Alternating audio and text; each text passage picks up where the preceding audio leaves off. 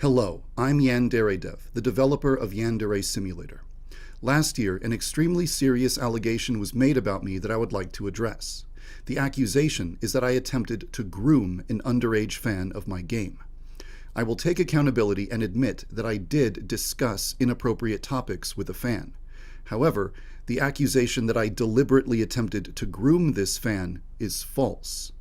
In this video, I would like to apologize for what I feel I should apologize for, but I would also like to give you the full story so that you know what is true and what isn't true. Let's start at the beginning. Last year, a fan of my game contacted me and wanted to chat. Usually, when a fan tries to talk with me, I just tell them that I'm too busy. But this person seemed really nice and friendly and funny, so I decided, you know what, sure, let's talk. She let me know right off the bat that she was 16, but I didn't see any problem with that. When I was 16, I had online friends that were in their 20s and 30s, so it just didn't feel weird to me. In the beginning, our conversations were normal, but she had a kind of adult sense of humor, and every now and then she would bring up a topic or ask a question that wasn't really appropriate. When this would happen, I wasn't entirely comfortable with it, but I rationalized to myself that it was no big deal and just kept talking with her. Eventually, I must have said something that sounded like a red flag to her, because at some point she started to record our conversations just in case I turned out to be some kind of predator. She showed our conversations to a YouTuber, and the YouTuber decided, yep, this guy seems like a groomer. We need to expose him.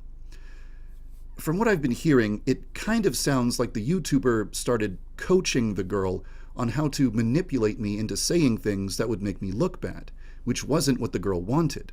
But you don't have to just take my word for it. The girl has written a statement about the entire situation, giving her side of the story. I've put a link to it in the description below. I won't tell you what to think about it. You're welcome to read it for yourself and draw your own conclusions. So, with the YouTuber apparently instructing the girl on how to steer our conversations in an inappropriate direction, our discussions got pretty weird. I wasn't comfortable with it, and I tried to express that, but like an idiot, I just went along with it anyway. Because I had gotten into the habit of being really candid around this girl and just casually responding to whatever she said, it was very easy for her to get recordings of me answering questions I shouldn't have answered and discussing topics I should not have discussed. And the YouTuber then used those recordings to make a 40-minute-long video accusing me of being a groomer. Out of respect for all of the people in the world who have actually been groomed, we should use the word grooming correctly. Grooming is when an adult tries to establish a relationship with a child with the intention of exploiting or abusing the child. That doesn't describe what I did. I didn't develop a friendship with the girl for that reason. That wasn't my intention. I did not attempt to establish a romantic or sexual relationship with the girl. But after having my behavior explained to me as commonly associated with romance, I can understand how it was interpreted that way.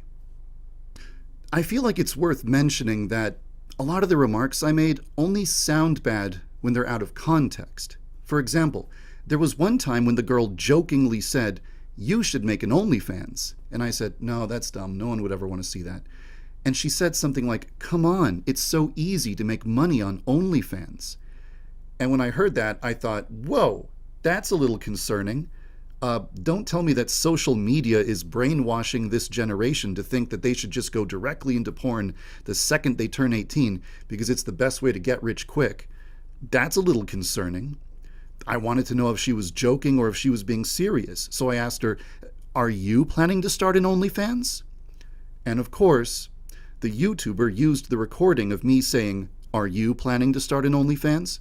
to frame me as someone who initiates horrifically inappropriate discussions with children, which is just completely dishonest. There's a part of me that wants to go point by point down the list of every single questionable or suspicious thing I said and provide context for absolutely everything, but that's not really the main issue here. For one thing, a lot of the stuff I said is just weird no matter what the context is. I'll just admit it. But more importantly, I never should have let conversations like that happen in the first place. A normal, mentally healthy adult would have just blocked the girl immediately after the very first time she said something inappropriate. But I didn't. And having to face that fact was a wake-up call that made me realize I had deteriorated mentally. So, after this whole controversy happened, I decided to take some time to just reflect and try to figure out how I had turned into the type of person who would let something like this happen. After talking it over with a lot of different people, I think I've developed an understanding of exactly how things got to this point, and I think I have the vocabulary to explain it now, too. Over the past 10 years, I neglected absolutely every aspect of my well-being in favor of working on my video game project. I almost never left my house for any reason. I had no social life whatsoever, and I had no one that I could call a true friend. A lot of people warned me that they could see my mental health deteriorating and that I was exhibiting a lot of self-destructive behavior, and I just ignored all of them.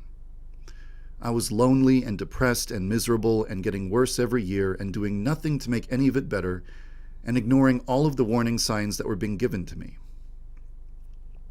When you neglect your psychological and social needs that badly for that long, you eventually become so desperate for social interaction and positive affirmation that you become willing to have inappropriate interactions you shouldn't be having, as long as it's fulfilling the social needs that have gone completely unmet for years. Acknowledging all of this was step one. Step two was determining what I would have to change about my life in order to repair the damage that I had done to my psyche over the past 10 years. So, I decided to just step back from game development for 3 months to just work on myself and try to develop a more healthy lifestyle. I started seeing a therapist. I started leaving my house and going outside and interacting with other human beings. I experimented with hobbies that don't involve the use of a computer screen. I found a much better work-life balance. And most importantly of all, I made friends. I developed a social life. I made meaningful connections with people my age. That made a bigger difference than anything else. I no longer feel so desperate for social interaction that I'd be willing to have inappropriate conversations just to fill some gap in my life. I feel like I've removed the weaknesses and vulnerabilities that enabled this entire situation to happen in the first place. It's worth mentioning that sometime after this entire controversy started, 2 images started to circulate. These images are fake Discord screenshots depicting interactions between me and children that have never actually happened. These images were either created in Photoshop or made by an impersonator using my username and avatar. This isn't the way that people speak to other people. This is the way that you write dialogue when you're trying to make a comical image for the internet to laugh at. These are not real. Another piece of information I would like to address would be the claim that I was grooming this girl ever since she was 9 years old. That's not true. Apparently, she sent me an email 7 years ago. I'm assuming it was just typical fan mail. I always respond to every fan who contacts me, so I must have replied and said something like, "Hey, thanks for your kind words, glad you like the game." But just the fact that she had contacted me when she was 9, and then later she contacted me again last year, somehow magically transformed into a narrative that I had been grooming her for 7 years straight. No, that's not what happened. That's just something that people made up. But even though I didn't harm a child, even though I didn't traumatize or victimize anyone, I do feel that I've made mistakes that I need to apologize for.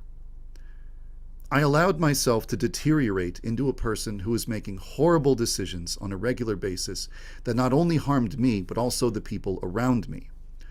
By making some incredibly stupid and careless remarks during conversations I should not have been having, I created a huge, completely unnecessary scandal and made myself into a figure who is so controversial that people are afraid to be associated with me or have any kind of connection to my game. As a result, people who enjoyed contributing to the project had to quit, YouTubers who enjoyed playing the game had to stop. Companies had to sever all ties with me. And a lot of fans were deeply hurt and upset. I'm sorry for having stupid, inappropriate conversations I never should have had. I'm sorry for neglecting myself until I created problems for everyone around me.